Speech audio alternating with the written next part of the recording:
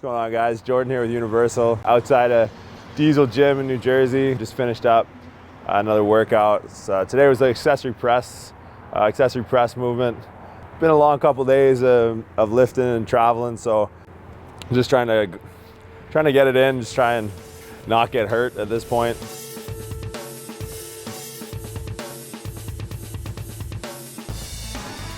Ended up working a little heavier than we thought on the dumbbell press. Dumbbells weren't labeled, so we attempted to work up to 120. Unbeknownst to us, that was kind of our second to last warm-up set. Ended up grabbing the 140s that were just unlabeled, so had a crack at those, and special thanks to Rudy for helping me out.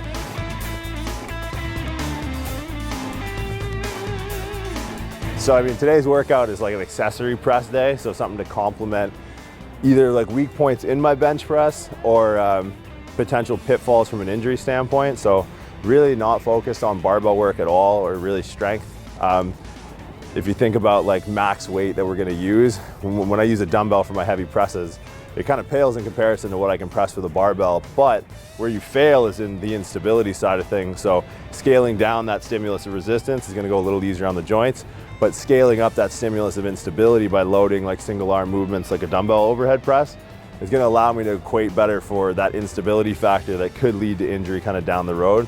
And then what I like about the incline press is it's gonna get more travel in through shoulder extension on a pressing movement. So a little bit more true to like the angle that you're gonna have when you're doing a flat bench. I mean, if we think we're just kind of scaled, we're overhead, scaled back 45 degrees, so we're gonna get a good amount of shoulder travel. That way it's almost like, it would be like deadlifting from a deficit where that range of motion is purposefully longer, so that when you go pull off the floor, it feels like a shorter range of motion because you've built strength past what is like required in competition.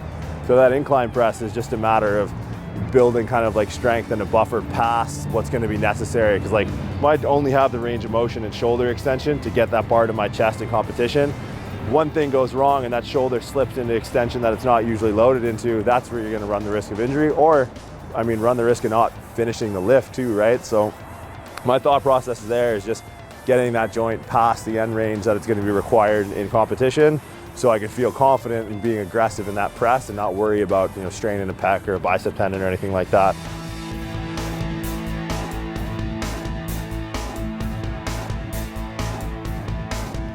And then the isolation work, the side laterals, it's just a matter of more hypertrophy. I mean, increased cross-sectional area of a muscle, you're gonna have some returns in strength, so just a lot of volume, just a couple drop sets, and there's really not much to it past that.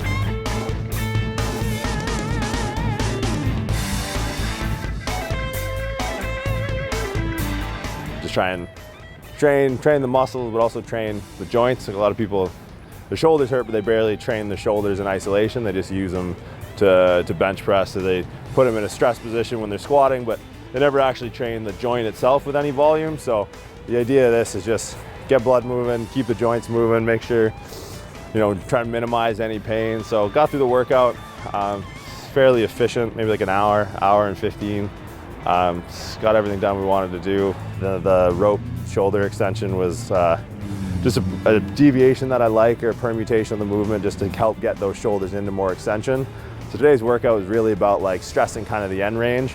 We'll switch over in a couple weeks to barbell work, but the more comfortable you get with your technique on particular movements, you can focus more on the accessory side for longer, because if you can pick up the technique quick, then it's going to come back just as fast. You don't got to worry about really dialing in the technique. Yeah, that was kind of it in a nutshell. 2 press movements, some delt isolation, finish up with some triceps, and yeah, had a great time. Diesel gym is, you know, it's a really unique spot, kind of like a hardcore take it or leave it kind of spot. So it's good workout, good people. And yeah, that was really it for this workout. If you guys have any questions about like training style or technique or programming, just leave a comment section or comment in the comment section below. Make sure to subscribe, and if you want to see any other training, yeah, just let us know and we'll see what we can do.